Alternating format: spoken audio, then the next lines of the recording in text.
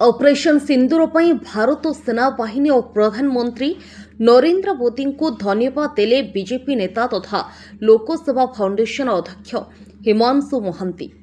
जम्मू काश्मीर आतंकी हमला पर सारा भारत में काश्मीर और कन्याकुमारी बढ़ुछि आक्रोशर निया। आतंकवाद को समूले निपात करने को भारत देउछि चेतावनी। सारा भारत नुहे विश्वर नजर भारत और पाकिस्तान दुई महाशक्ति उपरे। गतकाली राति पाकिस्तान को जक्पा दे पाक अधिकृत काश्मीर में पशि आतंकवाद शिविर और आडा को ध्वंस करिछि भारतीय सेना। प्रतिशोध नियारे जलुवा प्रति भारतीयों पई यह अस्वस्तिर खबर। ए घटना परिप्रेक्षी में मुह खोली टांगी सालेपुर बीजेपी संगठक तथा लोकसेवा फाउंडेशन अध्यक्ष हिमांशु महांती। श्रीजुक्त महांती कहते भारतीय सेना अन्याय और असत्य उपरे कमाल करिछि। आतंकवाद आड़ा ध्वंस होइछि और पाकिस्तान में भयर वातावरण खेलिछि।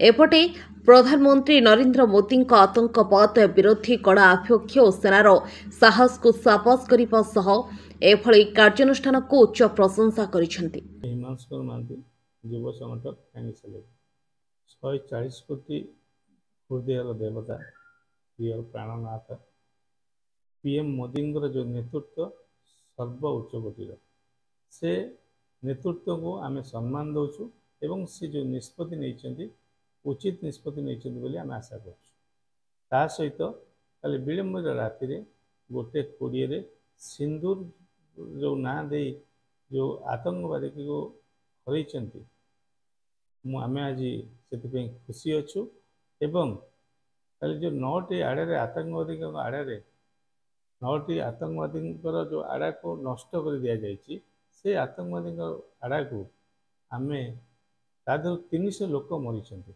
जो 300 लोक मरी से आम खुशी अच्छु। प्रथम भाव में आज चेतना दि जाए जे पाकिस्तान आम एभली काम करा जाओ ना जदि एबेठारु कौन कार्य अनुष्ठान नियंती आगु को आमर प्रिय प्रधानमंत्री तांको क्षमा करेंगे नहीं बोले आम जी जाचु जी शुणीचु प्रधानमंत्री नेतृत्व सर्व उच्चकोटीर से निश्चित ठीक भाव में ठीक समय ठीक उचित जवाब देवे बोले आशा करछु।